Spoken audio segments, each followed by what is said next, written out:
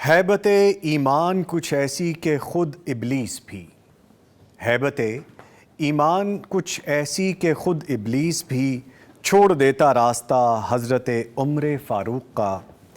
آپ کو گزرے ہوئے 14 صدی گزری مگر آج بھی ہے دبدبا حضرت عمر فاروق کا۔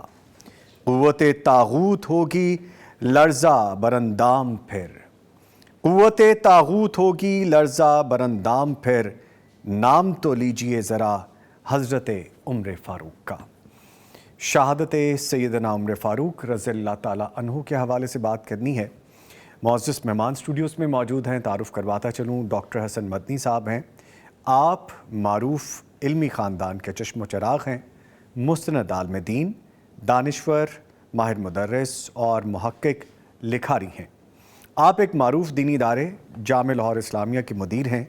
پنجاب یونیورسٹی کے شعبہ علوم اسلامیہ میں تدریس کے فرائض سر انجام دے رہے ہیں۔ معروف علمی اور تحقیقی رسالے ماہنامہ محدث کے مدیر ہیں۔ ان کے بارے میں، جن کے بارے میں نے بتایا آپ کو، ڈیٹیلز آپ کو میں بتا چکا، یہ کچھ ہی دیر میں ہمیں جوائن بھی کریں گے۔ ان کے ساتھ موجود ہیں رانا شفیع خان پسٹوری صاحب، بڑی خوبصورت شخصیت ہیں، ہمارے استادوں میں سے ہیں، ان سے ہم سیکھتے بھی ہیں۔ آپ پی ایچ ڈی اسکالر ہیں، مستند عالم دین ہیں، نڈر صحافی ہیں، حق گو کالم نگار، نامور خطیب اور کئی کتابوں کے مصنف ہیں۔ کئی دینی اور سیاسی تحریکوں میں آپ متحرک رہے، اسلامی نظریاتی کونسل کے ممبر بھی رہ چکے ہیں۔ آپ لاہور کی تاریخی مسجد چینیا والی میں تقریباً 40 سال کے عرصے سے خطبہ جمعہ بھی دے رہے ہیں۔ پہلے بھی آپ انہیں پیغام ٹیلی ویژن پر دیکھتے رہتے ہیں، صبح وطن میں بھی ہم ان کو زحمت دیتے رہتے ہیں، ان کو بھی خوش آمدید کہتے ہیں۔ سر السلام علیکم۔ وعلیکم السلام ورحمۃ اللہ۔ کیسے بہت سر آپ؟ شکریہ، جزاک اللہ سر پلیئر ہیونگ یو، اچھا لگتا ہے آپ تشریف لاتے ہیں، اللہ خوش رکھے۔ جزاک اللہ سر۔ ان کے ساتھ موجود ہیں قاری عبدالرؤف حجازی صاحب، نعت خواں ہیں۔ قاری صاحب السلام علیکم۔ وعلیکم السلام۔ کیسے ہیں آپ قاری صاحب؟ خیریت سے؟ ماشاء اللہ۔ رانا صاحب، سر گزارش ہے کہ آغاز یہاں سے کرتے ہیں کہ سیدنا عمر فاروق رضی اللہ تعالیٰ عنہ کے فضائل کیا ہیں، اس سے آگاہ کیجیے آغاز میں۔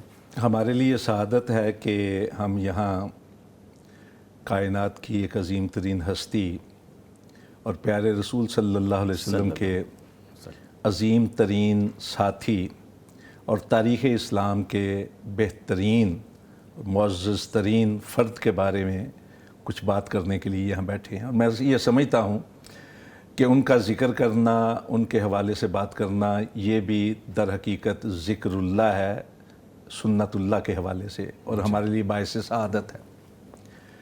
دیکھیے، صحابی بننا یہ کسبی معاملہ نہیں ہے، یہ وہبی ہے۔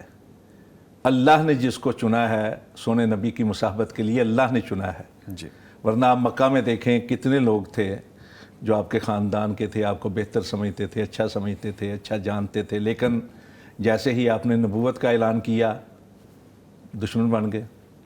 اور دوسری طرف کو کہیں سے اٹھا، کوئی روم سے آیا، کوئی فارس سے آیا، کوئی یمن سے آیا، صحابی بن گیا۔ اور اسی چیز کو اللہ رب العزت نے قرآن پاک میں بیان فرمایا کہ قل الحمدللہ وسلام علی عبادہ الذین اصطفیٰ، کہ سلام ہے اللہ کے ان بندوں پر جن کو اللہ نے چنا ہے۔ تو صحابی جتنے بنے ہیں وہ مرید رسول ہیں، لیکن حضرت عمر فاروق رضی اللہ تعالیٰ عنہ کی شان یہ ہے کہ ان کے لیے اللہ کے نبی خود دعائیں کرتے رہے۔ حدیث کی کتابوں میں یہ موجود ہے کہ اللہ کے نبی یہ دعا کیا کرتا۔ بحار الانوار کی کتاب السماء والعالم میں حضرت علی رضی اللہ تعالیٰ عنہ سے یہ روایت ہے، ترمذی کے اندر حضرت عبداللہ ابن عمر سے یہ روایت ہے، اور کتابوں کے اندر حضرت عبداللہ ابن مسعود اور حضرت عبداللہ ابن عباس سے یہ روایت ہے کہ اللہ کے نبی باقاعدہ دعا کیا کرتے تھے، عادل عمر، عظیم عمر، عہد گر عمر، محبوب کبریا کی دعاؤں کا ثمر عمر۔ ماشاء اللہ۔ اس لیے حضرت عمر فاروق کو مراد رسول بھی کہا جاتا ہے۔ اور پھر جب یہ اسلام کے دائرے میں آئے تو جس انداز سے انہوں نے قدم رنجہ فرمایا دائرہ اسلام میں، وہ بھی تاریخ کا ایک حصہ ہے کہ دار ارقم میں آئے اور پھر اللہ کے نبی سے عرض کیا کہ اللہ کے نبی، کیا اسلام سچ نہیں؟ آپ کی دعوت حق نہیں؟ آپ نے فرمایا کیوں نہیں؟ تو فرمایا پھر ہم چھپ کے کیوں بات کریں، چلیں نکلتے ہیں۔ اور چنانچہ صحابہ کرام کو ساتھ لے کر قریباً 30 سے 40 کے قریب صحابہ کرام تھے۔ حضرت عمر فاروق آگے ہیں، عمر بصد کر رفر تیغ با کمر، سینہ تانے ہوئے آگے چل رہے ہیں۔ اللہ کے نبی صلی اللہ علیہ وسلم اپنی جماعت کے ساتھ ہیں، اور پھر بیت اللہ کے اندر آ کر کفار کو مخاطب کر کے کہا کہ میں بھی مسلمان ہو چکا ہوں اور آج کے بعد یہیں ہم عبادت کیا کریں گے۔ یہ تھے عمر فاروق رضی اللہ تعالیٰ عنہ۔ اور پھر بعد میں سونے نبی صلی اللہ علیہ وسلم کے اس طرح والا و شہدا ہوئے، اس طرح آپ قریب ہوئے، جس طرح چاند کے گرد حالہ ہوتا ہے نا، اس طرح آپ کی ساری زندگی رسول پاک صلی اللہ علیہ وسلم کے گرد حالے کی شکل میں بنی ہے کہ اللہ کے نبی صلی اللہ علیہ وسلم اکثر یہ فرمایا کرتے تھے انا و ابو بکر و عمر، انا و ابو بکر و عمر۔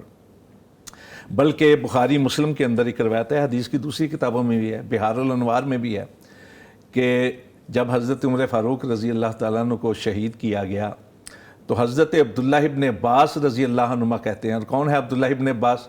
یہ سونے نبی کے سگے چچا زاد، فرسٹ کزن ہے، اسی طرح جس طرح حضرت علی رضی اللہ تعالیٰ عنہ ہے۔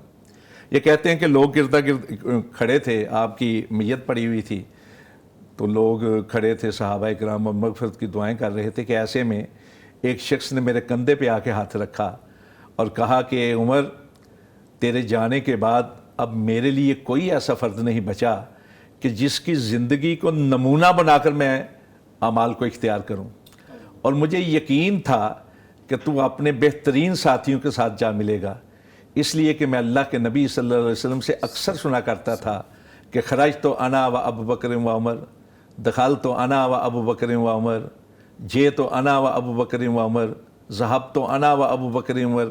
اور بحار الانوار میں کچھ اور بھی کلمات ہیں، سعد تو انا و ابو بکر و عمر، نزل تو انا و ابو بکر و عمر، کہ میں ابو بکر اور عمر گئے، میں ابو بکر اور عمر آئے، میں ابو بکر اور عمر باہر نکلے، میں ابو بکر اور عمر داخل ہوئے، میں ابو بکر اور عمر پہاڑوں پہ چڑھے، میں ابو بکر اور عمر نیچے اترے۔ اور صحابہ کرام کہتے ہیں کہ یہ محاورہ بن چکا تھا کہ اللہ کے نبی اکثر فرمایا کرتے میں ابو بکر اور عمر۔ بلکہ دو واقعے بھی بخاری شریف میں روایت ہیں کہ اللہ کے سونے نبی صلی اللہ علیہ وسلم فرمایا کہ ایک چرواہا بھیڑیں چرا رہا تھا، بکریاں چرا رہا تھا، کہ ایک بھیڑیا نا اس کی ایک بکری اٹھا کر بھاگا، تو چرواہے نے بھاگ کے اسے چھڑا لی۔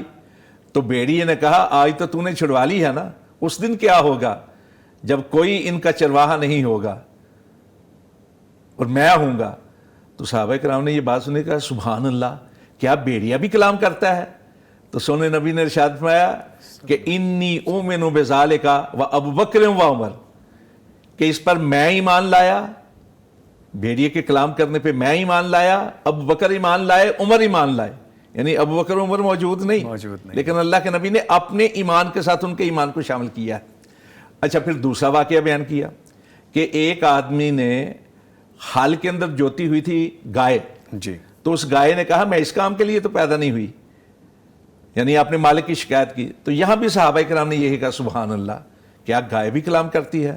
تو پھر آپ نے یہی ارشاد فرمایا انی اومن بذالک و ابو بکر و عمر، کہ میں ابو بکر اور عمر جو ہیں وہ، یعنی اللہ کے نبی نے اپنی ذات کے ساتھ ان کو شامل۔ اور صرف یہی نہیں، ایک روایت کئی صحابہ سے روایت ہے، استنادی حیثیت اس کی صحیح نہیں ہے، ضعف ہے، لیکن عملاً جو ہے وہ ہمارے سامنے صحت کے ساتھ صحیح ہے۔ وہ کیا ہے کہ آپ نے ارشاد فرمایا انا و ابو بکر و عمر خلقنا من تربۃ واحدہ و نطفہ فیہا، جی، کہ میں ابو بکر اور عمر ایک ہی مٹی سے پیدا کیے گئے، ایک ہی مٹی میں دفن کیے جائیں۔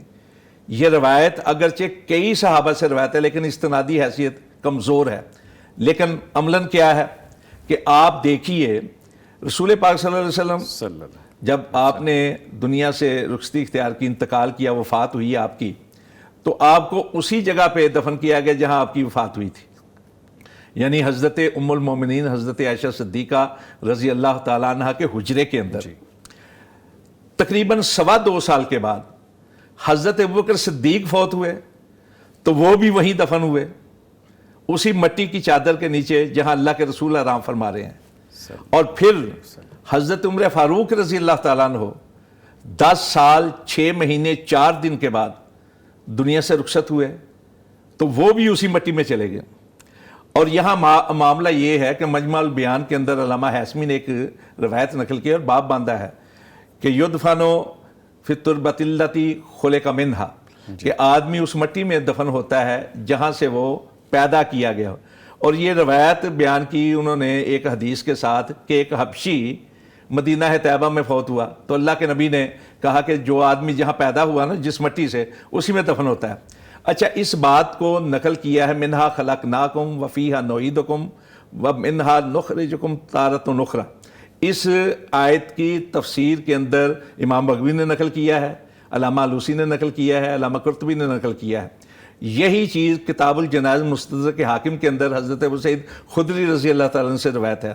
اور امام البانی، شیخ البانی رحمۃ اللہ علیہ نے اپنی سلسلۃ الاحادیث الصحیحہ کی جلد 4 کے اندر حدیث نمبر ہے 1875، اس میں بھی یہ نقل کیا ہے کہ آدمی وہیں دفن ہوتا ہے، اسی مٹی میں دفن ہوتا ہے جہاں سے پیدا کیا گیا ہو۔ تو کیا کہیں گے آپ کہ انا و ابو بکر و عمر، دنیا کے اندر بھی ساتھ ہے اور یہاں بھی ساتھ ہے۔ اور ترمذی کی ایک اور روایت ہے کہ آپ ایک دن مسجد نبوی میں داخل ہوئے، دائیں ہاتھ میں حضرت ابوبکر صدیق کا ہاتھ پکڑا ہوا تھا اور بائیں ہاتھ میں عمر فاروق رضی اللہ تعالیٰ عنہ کا ہاتھ پکڑا ہوا تھا۔